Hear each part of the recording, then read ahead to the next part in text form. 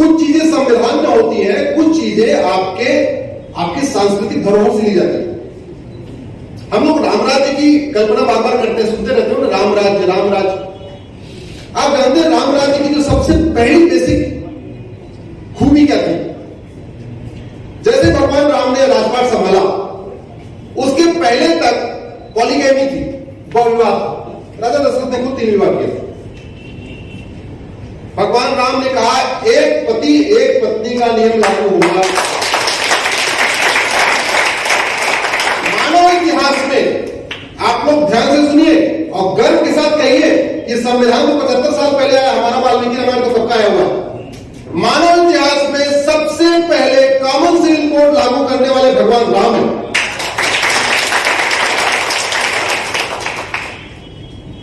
उस जमाने में ऐसा कौन राजा नहीं होगा जो भगवान राम लक्ष्मण भरत शत्रुघ्न को अपना दामाद नहीं बनाना चाहता हो? आप बताइए, इतने चक्रवर्ती नरेश को कौन नहीं अपना दामाद बनाना चाहता होगा? उन्होंने दूसरा विवाह किया क्या? नहीं, प्रतिज्ञा लिया एक पति एक पत्नी। वाल्मीकि रामायण में सब इसका जिक्र है। कभी आप लोगों ने दिमाग लगाया कि राम लक्ष्मण भरत शत्रुघ्न ने 2 ही तो बच्चे क्यों हुए? राम के 2, लक्ष्मण के 2, भरत के 2, शत्रुघ्न के 2। मानव इतिहास में सबसे पहले पॉपुलेशन कंट्रोल पॉलिसी लागू करने वाले भगवान राम हैं। और इसका जिक्र हमारे संविधान के शेड्यूल 7 लिस्ट 3 में है। इनफैक्ट हमारे संविधान के पहले पन्ने पे भगवान राम का दरबार था। ये तो बाद में सेकुलरिज्म के चक्कर में निकाल दिया।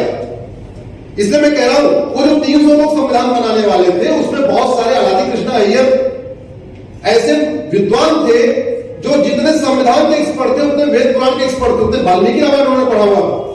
उन्होंने अच्छी अच्छी खूबियां वहां से उठाई। मानव इतिहास में सबसे पहले common syllabus, common education, uniform education लागू करने वाले भगवान राम। वाल्मीकि रामायण उठा के पढ़िए। उस समय उन्होंने अखंड भारत, उस भारत का मतलब अफगानिस्तान, बांग्लादेश सब कुछ उसी में था। उस अखंड भारत में गुरुकुल का सिलेबस कॉमन था। पूरे उस अखंड भारत में गुरुकुल में सिलेबस कॉमन था। आज की डेट में क्या हो रहा है? सीबीएसई बोर्ड वाले अलग पढ़ रहे हैं, आईसीएसई बोर्ड वाले अलग किताब पढ़ते हैं, महाराष्ट्र बोर्ड वाले अलग किताब पढ़ रहे हैं, यूपी बोर्ड वाले अलग किताब पढ़ रहे हैं, बंगाल बोर्ड वाले अलग किताब पढ़ रहे हैं। हम आगे जा रहे हैं पीछे गए? बताइए जरा। पीछे गए। जब संविधान का मतलब सबको समान अवसर मिलना चाहिए, समान अवसर तो मिल ही नहीं सकता जब तक सबकी सिलेबस समान नहीं होगी।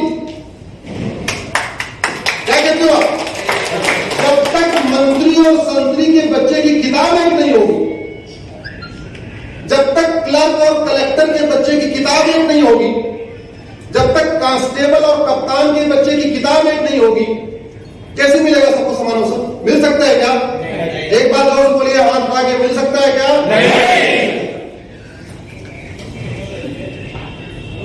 भैया थोड़ा फोन बंद कर लो यार। नहीं, बहुत जरूरी फोन आ गया होगा, उसको उठा सकते हैं, लेकिन थोड़ा सा रुक जाए।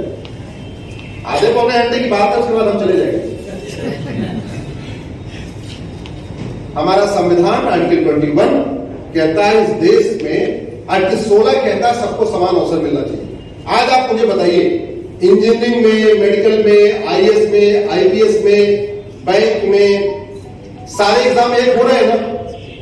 क्या पूरे देश का एक सिलेबस है क्या? अगर आपने इंजीनियरिंग और मेडिकल का सिलेबस सीबीएसई पैटर्न पे सेट कर दिया, महाराष्ट्र बोर्ड वाले को इक्वल अपॉर्चुनिटी मिल सकती है क्या? अगर आपने महाराष्ट्र बोर्ड पे सेट कर दिया तो यूपी बोर्ड वाले को इक्वल अपॉर्चुनिटी मिल सकती है क्या? इसका मतलब बंगाल का बच्चा बंगाली में पढ़े, महाराष्ट्र का बच्चा मराठी में पढ़े, गुजरात वाला गुजराती में पढ़े, लेकिन सिलेबस क्या होना चाहिए? कॉमन। क्या होना चाहिए? इसलिए मैं बार बार कहता हूं, यूनिफॉर्म सिविल कोड का 100% फायदा किसको मिलेगा? मुस्लिम बेटियों को। यूनिफॉर्म एजुकेशन का सबसे ज्यादा फायदा मिलेगा हमारे SC, ST, OBC, BPL, EWS गरीब लोगों को मिलेगा। तो यूनिफॉर्म सिविल कोड से लगभग 50 गुना ज्यादा इंपॉर्टेंट क्या है? Uniform education. इसका बहुत फायदा है। यूनिफॉर्म एजुकेशन से जाति का जहर बोलने वालों की दुकान बंद हो जाएगी। यूनिफॉर्म एजुकेशन से दलित बनाम सवर्ण करने वालों की दुकान बंद हो जाएगी। यूनिफॉर्म एजुकेशन से अगड़ा बनाम पिछड़ा करने वालों की दुकान बंद हो जाएगी। यूनिफॉर्म एजुकेशन से लोग जो भाषा का जहर बोलते हैं, मराठी बनाम हिंदी या बंगाली बनाम हिंदी, उनकी दुकान बंद हो जाएगी। यूनिफॉर्म एजुकेशन का जो सबसे बड़ा फायदा होगा, जो आज की डेट में सबसे बड़ा खतरा पैदा हो गया है, मजहबी उन्माद कम होगा। मानते नहीं मानते? आज की डेट में सबसे बड़ा खतरा मजहबी उन्माद का है कि नहीं है?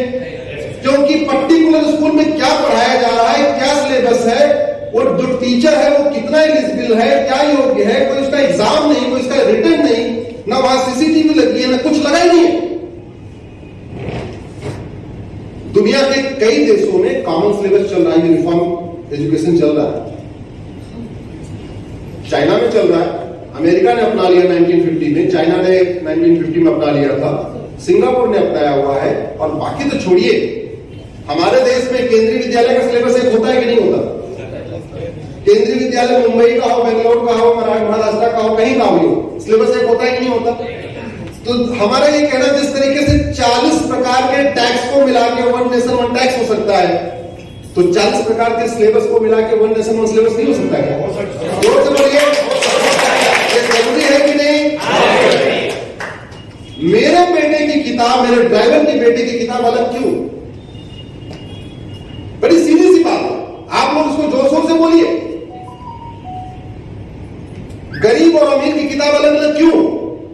और देखिए सबसे खड़ी खास बात ये, सुबह से शाम तक सोशल मीडिया, ट्विटर, फेसबुक पे अगड़ा बनाम पिछड़ा, दलित बनाम सवर्ण करने वाले कभी कॉमन एजुकेशन की बात करते हैं क्या? नहीं करते, क्योंकि उनको पता है कॉमन एजुकेशन है, उनकी दुकान बंद हो जाएगी। उनको विदेशों से फंडिंग मिल रही है केवल दलित बनाम सवर्ण, अगड़ा बनाम पिछड़ा करने के लिए। उनको जिस काम के लिए पैसा मिल रहा है वो काम कर रहे हो। मैं तो कई सारे भूतपूर्व सांसदों को जानता हूं, सुबह से लेकर शाम तक को जहर बोलते रहते, वेरीफाइड ट्विटर हैंडल है, वेरीफाइड उनका फेसबुक पेज, वो जहर ही बोलते रहते, वो समस्या बताते रहते, समाधान।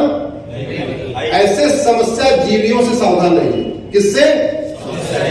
समस्या जीवी। इस भारत को दो सबसे बड़े दो ग्रुप ऐसे हैं, एक आंदोलन जीवी, दूसरे समस्या जीवी।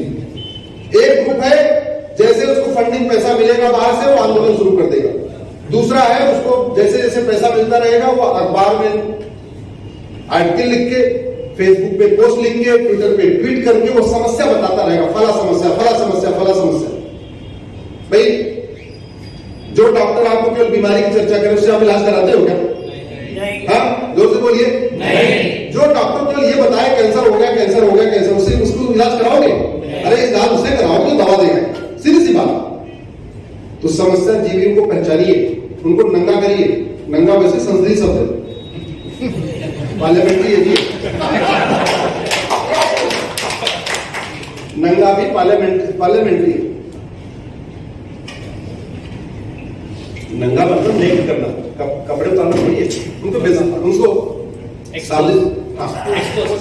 एक्सपोज करिए। महाराष्ट्र वाले ये सब जानते हैं, नोटिस भी जानते हैं।